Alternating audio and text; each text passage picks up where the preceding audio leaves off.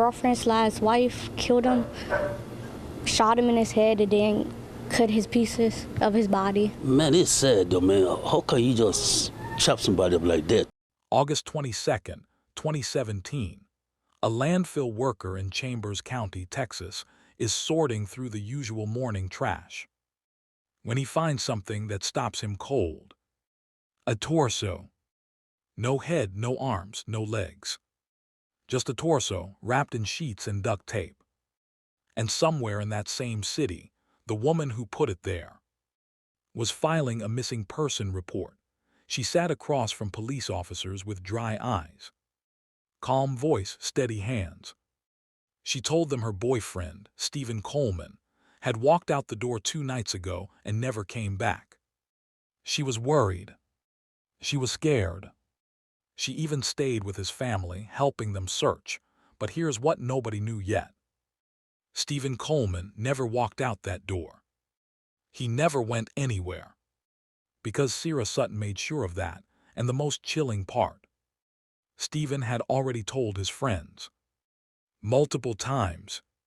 He looked them in the eye and said, "If I ever go missing, look at her." He was right. What happened inside that apartment on the night of August 16th? What she did after? How far she ran? And what finally brought her down? Is one of the most disturbing true crime cases to ever come out of Texas. And we are only just getting started. Welcome or welcome back to my channel. This is the place where we don't just tell you what happened. We walk you through every layer, every lie, every decision that led someone down a road they could never come back from. And we do it with the respect that every victim deserves. Now, if you are new here, do yourself a favor.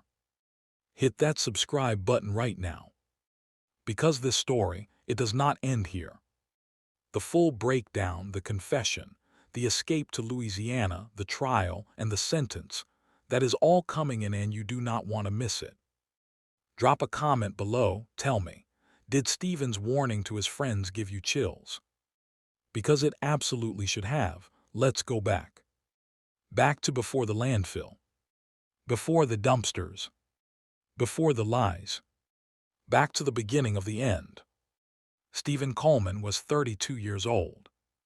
People who knew him described him as original, unique, an aspiring rapper with a personality that filled whatever room he walked into. He had dreams, he had people who loved him. And for a time, he had Cierra Sutton. The two had moved in together at the Briarwood Village Apartments in Baytown, Texas, earlier that year, January 2017. From the outside, it looked like two people building something together. But behind closed doors, something else entirely was taking shape, because the people closest to Steven were uneasy. Not occasionally. Consistently. Friends noticed the tension. Family sensed the danger. And Steven himself, a grown man, felt it deeply enough to voice it out loud. Repeatedly, think about that for a second. How frightened does a person have to be? To preemptively tell the people they love exactly who to blame if something happens to them. That is not a casual conversation. That is a man who sensed something was coming. And nobody could stop it. August 16, 2017. A Wednesday evening. Inside that apartment, tension boiled over into a fierce argument between Steven and Cierra. Neighbors heard nothing unusual. No screaming loud enough to call the police. No sounds of a struggle breaking through the walls. Just another quiet night in a complex full of ordinary families, but inside unit after the argument died down. Steven eventually did what most people do after a heated row. He went to sleep. He closed his eyes. He let his guard down. And that was the most fatal decision of his life. Cierra Sutton did not go to sleep. She made a different choice. A calculated, deliberate, irreversible choice.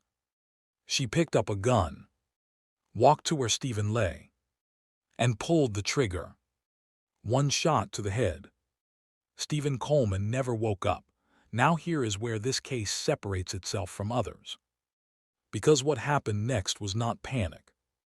It was not a breakdown. It was not someone desperately calling for help. What happened next was cold, methodical, and organized. Cierra assessed the situation. Steven's body was large. Too large to move as one. So she retrieved a machete. Her 10-year-old daughter Trinity was in the next room. Not outside, not at a neighbor's house. Right there, separated by a single wall. While her mother carried out something no child should ever be near, Cierra wrapped the dismembered remains in bedsheets. Secured everything with duct tape. Loaded the parcels into her Jeep.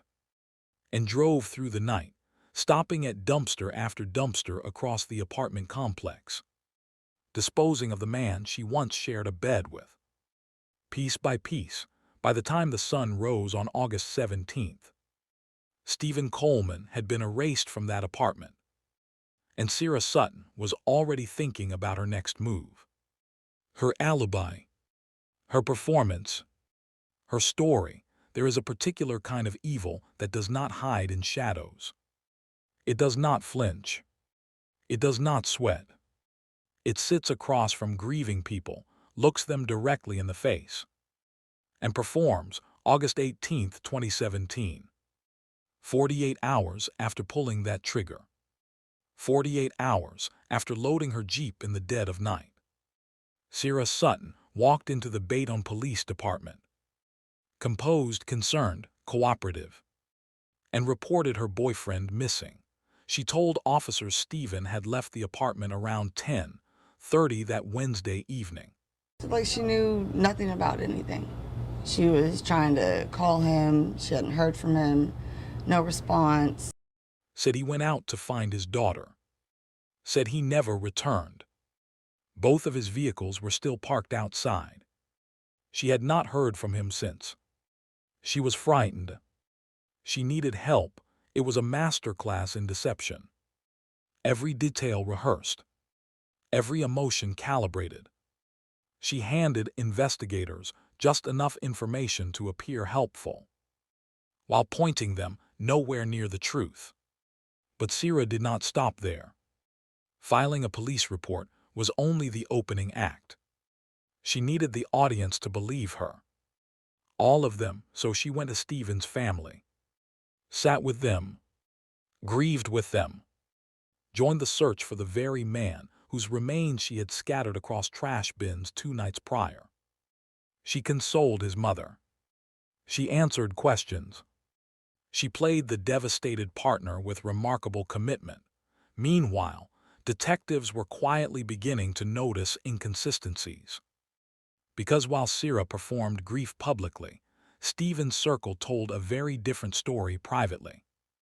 One close friend told investigators she had spoken with Steven on August 16th, the day he died. He had plans that evening. Told her he was stopping by. He never arrived. She assumed something had come up. She had no reason yet to think otherwise, but then she remembered what Steven used to say. Those conversations that felt heavy at the time. The ones she hoped were just anxiety talking. Now they were evidence. Investigators executed a search warrant on the apartment. By the time they arrived, the furniture was largely gone. Cleared out with striking efficiency. But blood cannot simply be carried away. It seeps. It settles. It stays.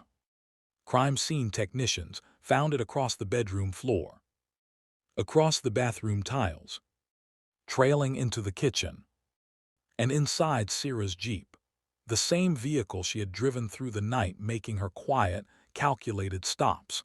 And there was one more detail investigators uncovered. The morning after the killing, a woman matching Cierra's exact description walked into a Walmart. She used Steven Coleman's credit card, purchased a memory foam mattress topper, and a fresh roll of duct tape, replacing what she had already consumed. Resetting, as though nothing had occurred, police requested Cierra come in for a formal interview. She agreed. She even set a date. Then Hurricane Harvey made landfall across the Texas coast, and Cierra used the chaos of a natural disaster as cover. She never showed up. Days passed. Then a week. Then investigators realized something significant. Cierra Sutton and her daughter Trinity were gone. Vanished. As deliberately as everything else she had done since that August night, authorities issued a murder charge through the Harris County District Attorney's Office and launched a pursuit that crossed state lines. But here is the detail that ultimately unraveled everything Cierra had so carefully constructed. She could deceive law enforcement. She could deceive grieving family members. She could even deceive herself, perhaps. But she could not stop talking. In Louisiana, far from Baytown and badge numbers and yellow crime scene tape, Cierra Sutton told people what she had done. Openly, casually, as though unburdening herself of weight she had been carrying. And those people made a phone call. There is something about guilt that refuses to stay buried. You can wrap it in sheets, seal it with tape, drive it across state lines, but it follows. It always follows. Cierra Sutton had put nearly 500 miles between herself and Baytown, settled into a quiet apartment complex in Metairie, Louisiana, a suburb sitting just outside New Orleans. New city, new surroundings, same secret, and that secret was eating her alive in a way she apparently could not manage alone. So she did something that investigators never anticipated. She talked, not whispered, not hinted, talked, openly confessing to acquaintances exactly what had transpired inside that Baytown apartment. The argument, the gun, the machete, all of it. Perhaps she believed distance made her untouchable. Perhaps she genuinely needed someone to know. Perhaps the weight of carrying it alone had simply become unbearable. Whatever the reason, those conversations became her undoing. Someone picked up a phone, made an anonymous call, and handed authorities exactly the thread they needed to pull. September 14, 2017. Less than 4 weeks after the murder, Baytown detectives, working alongside Louisiana law enforcement agencies, converged on that Metairie apartment complex. They found Cierra Sutton exactly where the tip had placed her. Trinity beside her. Nowhere left to run. Officers described the arrest as straightforward. No dramatic struggle. No emotional collapse. Just Cierra Sutton steady, flat, unmoved. The same composure she had worn like armor since August 16th. Baytown Police Lieutenant Steve Doris faced reporters shortly after. His words were few but precise. Uncaring. No remorse. That is how he characterized the woman now sitting in custody. Not devastated. Not relieved. Simply indifferent. Sutton waived extradition. Transported back across the Louisiana border into Texas. Back to Harris County. Back to face everything she had tried to outrun. Inside the interrogation room, she acknowledged being present when Steven died. Offered no tears. Expressed no regret. Investigators walked out with confirmation of what evidence had already told them. And prosecutors began constructing a case built on blood traces, credit card records, witness accounts, and the words Cierra herself had freely scattered across Louisiana. The trial arrived. Evidence was presented methodically. Witness after witness took the stand. Friends who received late-night phone calls. Acquaintances who heard confessions. Forensic technicians who documented what blood and science cannot fabricate. The jury deliberated, then delivered their verdict. Guilty. Murder. Judge Dashawn Jones presided over sentencing in the 180th Criminal Court. Cierra Sutton, now 31, stood and received her fate. 45 years, with a mandatory minimum of 22.5 years. Served before any possibility of parole consideration. Assistant District Attorney Lauren Bard, who prosecuted the case, addressed the outcome directly. Justice had been served, but she acknowledged what every person connected to Steven already understood. That no courtroom number, no matter how large, genuinely fills the space a person leaves behind. Steven Coleman was 32 years old. An aspiring artist. A man his friends called original. Irreplaceable.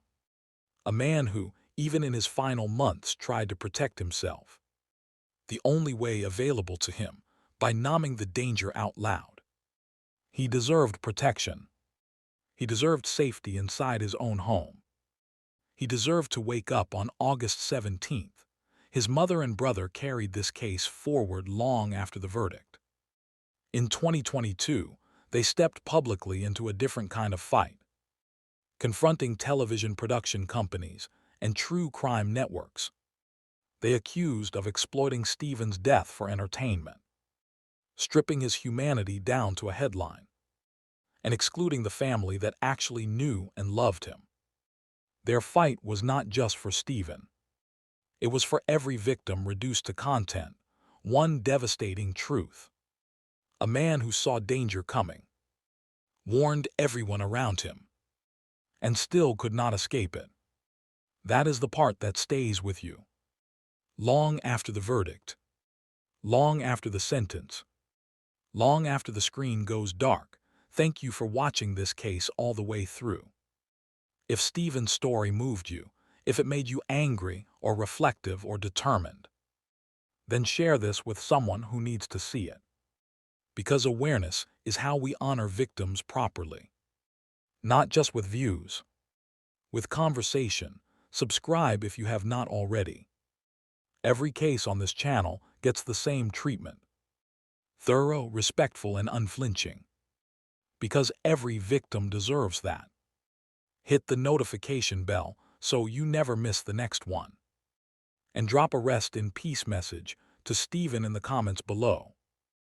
Let his family know the internet still remembers him. Rest easy, Steven. We told your story right.